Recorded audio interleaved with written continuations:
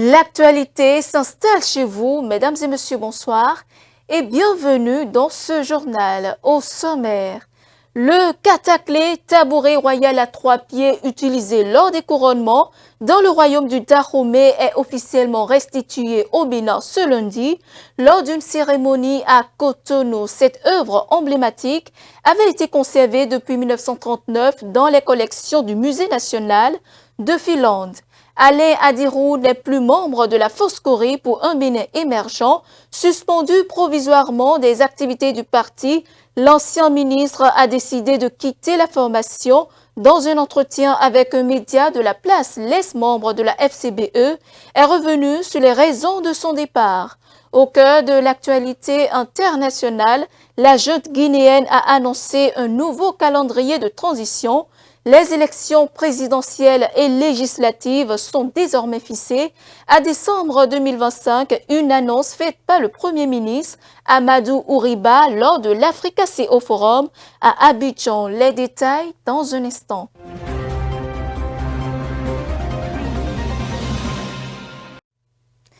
Et nous démarrons par cette actualité. Le Bénin vient de récupérer son cataclé, la 27e pièce du Trésor royal d'Abomey. Butin de guerre de la troupe du général d'Aude vient de retrouver le sol de ses aïeux après plus de 133 ans, localisé au Musée national de Finlande grâce à un travail de traçabilité adossé au mécanisme de coopération internationale. Le cataclé a été officiellement restitué au Bénin par la République de Finlande à l'issue d'une cérémonie organisée ce mardi au palais de la Marina. Plus de précisions avec Romare Kadossa.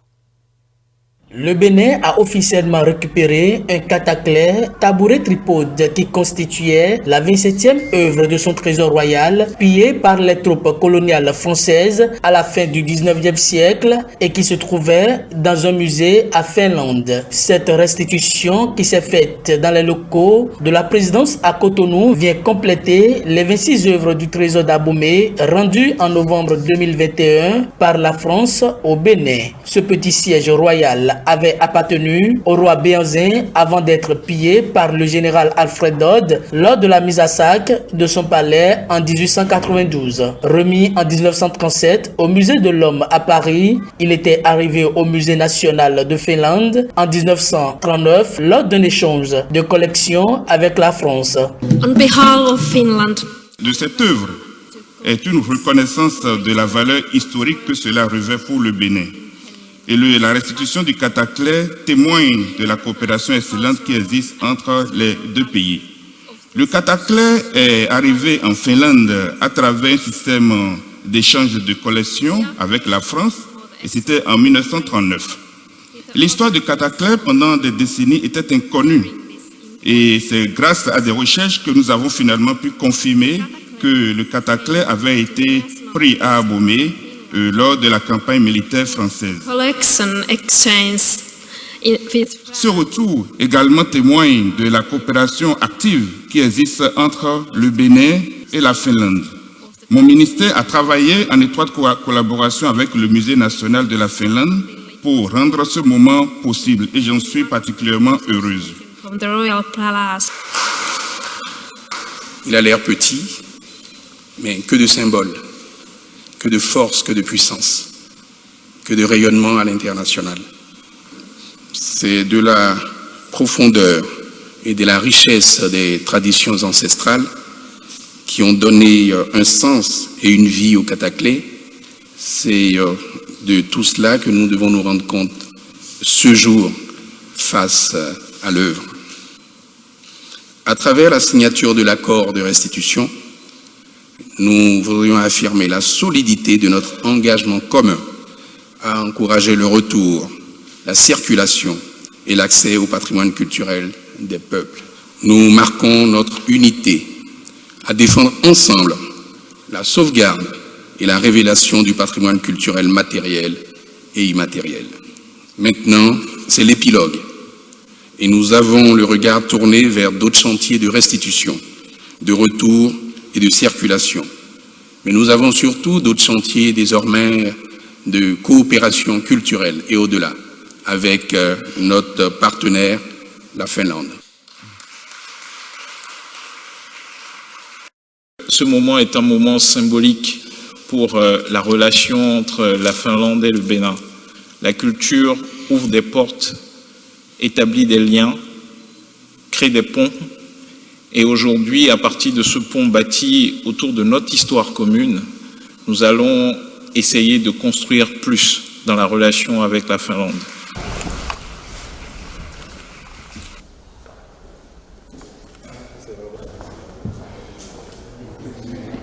Ce trésor s'y véhicule pour nous des valeurs d'humilité et de service. Pour ceux qui connaissent un peu ce que traduit le Cataclès pour le royaume d'Abomey. En tout cas, merci aux uns aux autres. Que vive le Bénin! Ce siège royal à 3 pieds était utilisé lors des cérémonies officielles pour symboliser la stabilité, le pouvoir et l'unité. Il représente le premier siège utilisé pour le sacre du roi.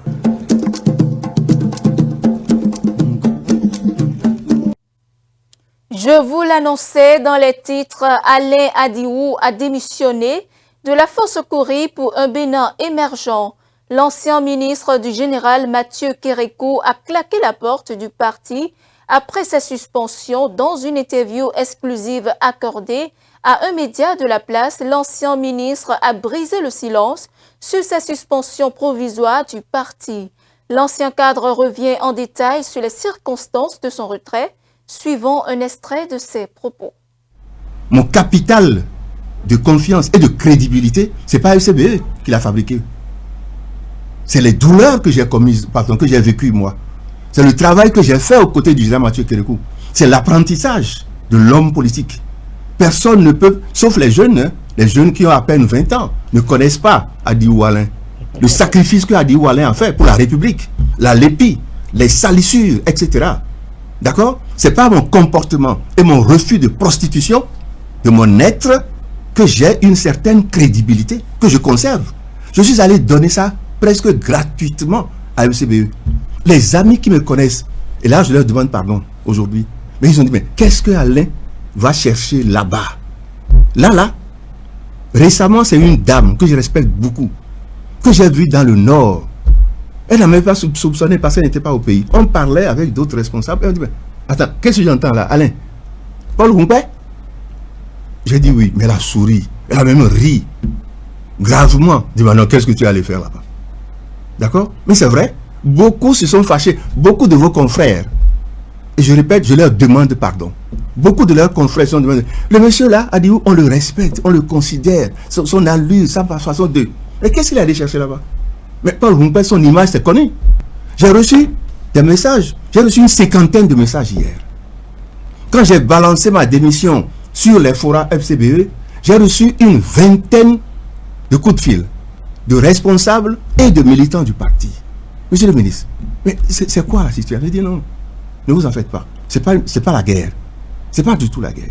Donc, lorsque vous dites de la part de quelqu'un qui a plus de 30 ans d'expérience professionnelle, d'expérience politique, vous n'avez pas contribué à faire de ce monsieur-là l'homme politique qu'il est devenu.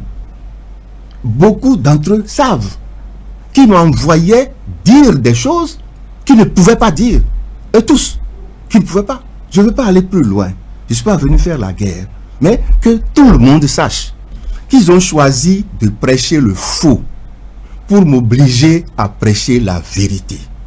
Et si ils ne sont pas d'accord, que M. Paul Humpé demande une émission, qu'on discute tous les deux sur le même plateau. Dans l'une des réactions, quelqu'un m'a dit, et déjà responsable, m'a dit, mais tel que c'est insinué, c'est comme si vous avez géré des ressources financières et qu'on vous accuse de quelque chose. C'est pas pour rien que j'ai dit tout à l'heure, en tant que directeur de l'école, j'ai jamais géré un seul projet dans ce sens-là. Parce que la gestion, c'est pas mon affaire. Qu'elle ait été occulte ou pas, c'est pas mon affaire. Je fais ce qu'on me demande de faire. C'est tout. Comme les gens le disent, le mensonge prend l'ascenseur. La vérité, les escaliers. D'accord? Je les ai laissés s'agiter. Les amis FCBE, s'agiter. Et là maintenant, nous sommes dans les escaliers, la vérité. Et je suis venu dire que Adiou Alain n'a aucun problème, n'a rien géré avec FCBE, n'a commis aucune faute. Si on en crée après mon passage aujourd'hui, si on en crée, alors là, c'est création toute fraîche. Maintenant que j'ai tourné la page FCBE que je portais comme des clous dans mes sandales. J'ai tourné cette page-là. Et comme je l'ai dit, je demande pardon à tous ceux qui voyaient en moi FCBE, pensant que j'étais allé me prostituer. Ok? En méthodologie de recherche, il y a ce qu'on appelle l'observation participative. J'en avais entendu parler de Paul Rumpert et de sa clique. Mais je me suis dit, il se réclamait de l'opposition. Puisque je suis de l'opposition, peut-être que si je pouvais apporter quelque chose, je le ferais. J'ai fait ça pendant 3 ans. J'ai constaté qu'ils ont une image. Cette image-là leur sied bien. Ils n'ont qu'à travailler à redorer le blason de leur image, corriger cette image-là, et que le peuple voit en eux des porteurs crédibles de ses préoccupations. Ce n'est pas mon problème. Dans un tout autre registre à présent, chaque jour, des millions de femmes à travers le monde franchissent le seuil de la maternité. Alors que la famille célèbre l'arrivée du nouveau-né, les nouvelles mamans se retrouvent avec des douleurs physiques et psychologiques. La période qui suit l'accouchement est marquée par une multitude de défis. Comment la femme peut-elle surmonter cette épreuve? Élément de réponse dans ce reportage.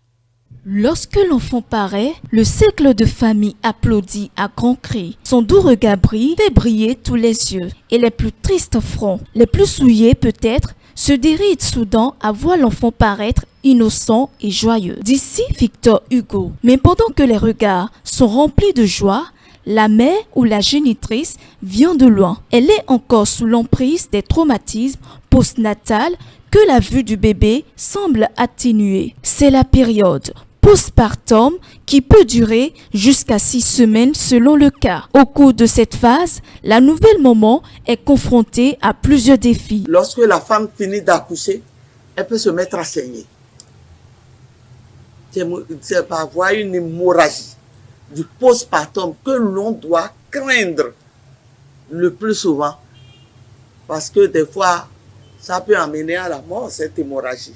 Si on n'a pas le sang à côté, si la gestion rapide n'a pas été faite, il peut y avoir des douleurs.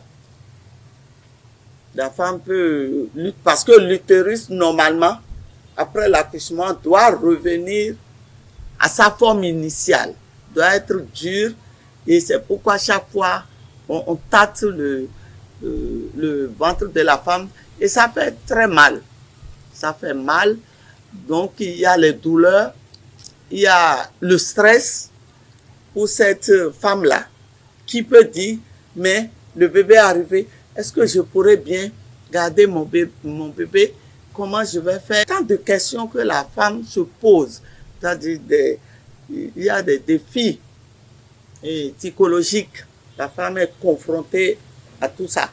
Bien qu'elle a désiré son bébé et qu'elle a le bébé dans les bains, c'est un truc très difficile. Il y a des femmes qui perdent l'appétit même après avoir accouché. Il y a tous ces défis. Or, lorsque la femme, après l'accouchement, ne mange pas bien, elle ne pourra pas bien allaiter et son bébé. Donc, il y a ce défi de bien nourrir son enfant. C'est la tétée, vous savez, après l'accouchement, les seins aussi font mal. Ça veut dire, surtout quand c'est la première fois que la femme accouche, c'est difficile. Elle a peur d'allaiter son bébé parce que ça fait mal. Donc, elle est confrontée à tous ces défis-là. La période de récupération postpartum peut s'étendre bien au-delà des 6 semaines conventionnelles. Cette phase est donc un moment où les soutiens familiaux sont essentiels pour permettre à la mère de retrouver son équilibre et de s'adapter à sa nouvelle condition. Laurence Monteiro, sage-femme à la retraite, fait quelques recommandations. Après être sortie de la maternité, il faut qu'elle puisse suivre ce que la sage-femme ou le gynécologue obstétricien lui recommande de faire. Donc, les recommandations, il faut qu'elle suive ça. il faut qu'elle ait une bonne hygiène alimentaire, qu'elle mange bien, qu'elle se nourrisse bien, et il faut aussi une bonne hygiène vestimentaire. Il faut qu'elle puisse bien se laver tout le temps, parce qu'à force de donner à téter avec le sein, le lait maternel, tout, il faut qu'elle soit propre. Il faut qu'elle fasse du sport. S'il y a de l'espace dans sa maison, il faut qu'elle se lève, qu'elle marche, qu'elle prenne de l'air. Ce n'est pas parce qu'on a accouché qu'il faut rester à la maison. Surtout si l'accouchement est normal, c'est-à-dire c'est un accouchement normal, il faut qu'elle puisse faire un peu de sport, il faut qu'elle s'hydrate bien. Mais si c'est une césarienne, par exemple, elle sait qu'elle va passer au moins 8 jours à la maternité. Et dès qu'elle sort, les femmes là ont souvent peur de se lever. Ah non, il faut se lever, il faut marcher un peu dans la maison. S'il y a de l'espace, il faut marcher. Et puis, il faut qu'elle puisse causer. Ça dit, il faut qu'elle se mette à l'aise pour éviter une crise mentale. Après l'accouchement, il faut avoir peur de ça, la crise mentale. Ou même tu auras ton bébé, tu risques d'abandonner le bébé et te retrouver en psychiatrie. Donc avec ça, la recommandation, il faut qu'elle soit à l'aise. Il faut qu'elle s'oublie, il faut qu'elle oublie, même si elle avait eu des problèmes avant la grossesse et que l'accouchement s'est bien déroulé, il faut qu'elle essaie d'oublier.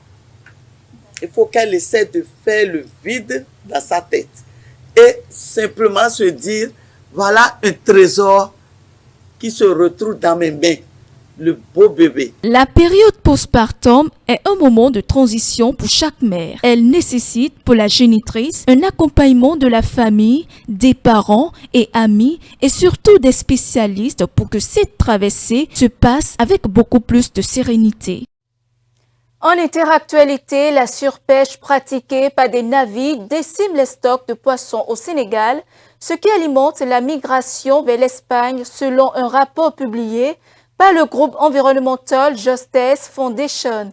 Ces conclusions s'appuient sur des entretiens avec des pêcheurs espagnols et sénégalais et sur des recherches antérieures sur la surpêche étrangère. Le reportage. Au Sénégal, la chute des produits halieutiques responsable de la hausse de la migration irrégulière vers l'Espagne. C'est le principal enseignement d'un rapport de l'Environmental Justice Foundation publié mardi. Dans ce document, le groupe basé à Londres et spécialisé dans les questions d'environnement et de droits de l'homme souligne que 57% des stocks de poissons au Sénégal sont dans un état d'effondrement, les navires étrangers jouant un rôle important dans le déclin des stocks. La diminution du poisson provoquant la perte de leurs revenus, les pêcheurs locaux choisissent alors d'aller tenter leur chance en Espagne. Mais ce voyage n'est pas sans risque. La route de l'Atlantique entre l'Afrique de l'Ouest et les îles Canaries est présentée comme l'une des plus meurtrières au monde. La pêche reste un secteur important au Sénégal. Il emploie 3% de la main-d'œuvre. Des associations attendent une réglementation plus stricte des flottes industrielles étrangères afin de permettre aux pêcheurs locaux de vivre dignement de leur métier, ce qui pourrait réduire le nombre de candidats au départ vers l'Espagne.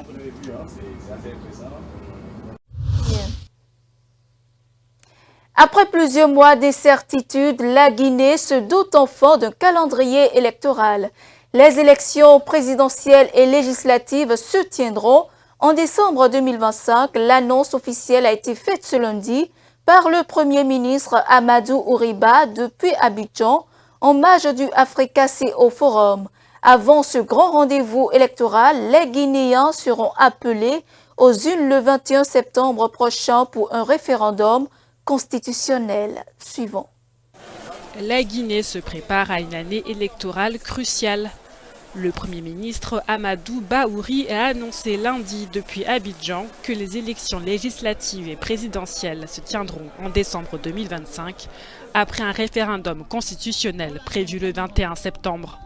Cette annonce a été faite lors du Africa CEO Forum où il a également souligné les efforts en cours pour moderniser l'État guinéen. Selon lui, le pays est en pleine campagne d'enrôlement pour inscrire chaque citoyen dans le fichier d'état civil et pour les électeurs dans le fichier électoral.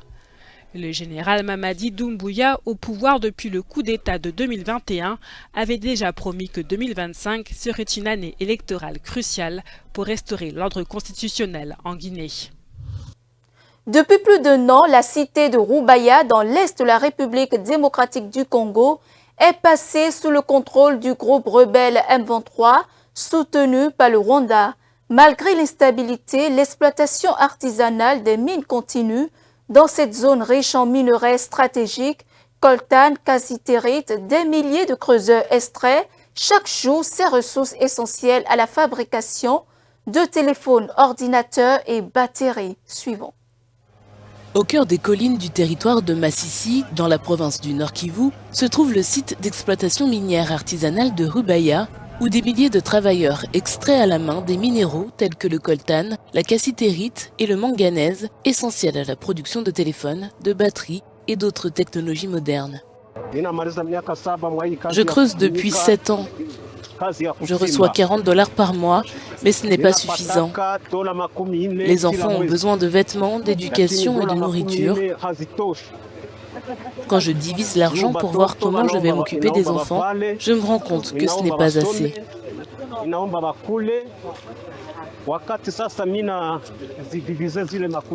La mine de Rubaya et ses environs sont passés sous le contrôle du groupe armé M23, une situation qui semble changer peu de choses pour les hommes travaillant dans ces mines. Certains affirment toutefois que les conditions de travail sous les rebelles sont plus faciles que sous le contrôle de la Wazalendo, milice alliée à l'armée congolaise.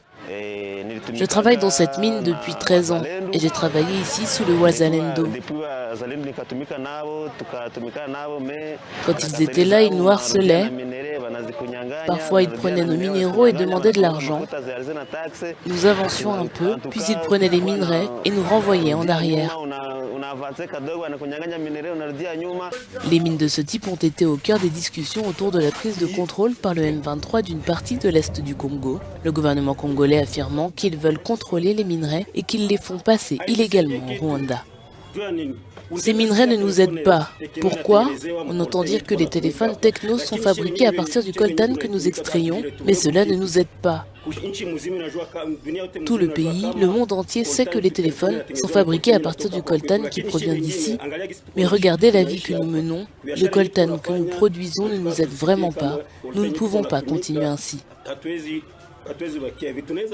Le président congolais Félix Tshisekedi a cherché à conclure un accord avec l'administration Trump qui pourrait offrir aux États-Unis un meilleur accès aux ressources de son pays en échange de l'aide américaine pour calmer.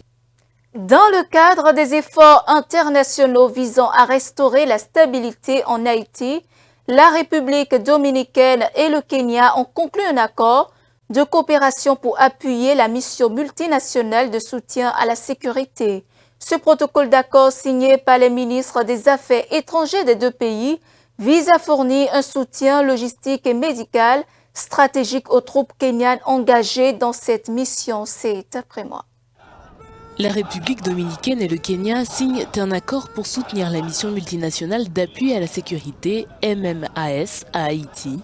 Alors qu'Haïti est minée par la violence des gangs, la MMAS, soutenue notamment par la France, le Canada et les États-Unis, a été déployée en juin 2024. Le Kenya a demandé lundi le soutien de la République dominicaine pour obtenir davantage de coopération internationale pour la mission onusienne dirigée par Nairobi, qui peine, faute de moyens, à contenir la violence qui continue à se propager dans de nouvelles zones du pays. Le ministre dominicain des Affaires étrangères, Roberto Alvarez, et le premier secrétaire du cabinet et ministre des Affaires étrangères du Kenya, Musalia Mudavadi, ont signé lundi un accord qui renforce le soutien à la police kenyane qui participe à cette mission. L'accord formalise également l'évacuation médicale et l'aide au rapatriement pour la police kenyane. Lors d'une conférence de presse, les autorités ont confirmé que 20 membres de la mission avaient déjà été soignés en République dominicaine. Les gangs armés contrôlent environ 85% de la capitale haïtienne, Port-au-Prince. Ce sera tout pour cette édition. Merci de nous avoir suivis. Suivez-nous en continu sur speedlinetv.bj/live et sur nos différents canaux digitaux Facebook et YouTube.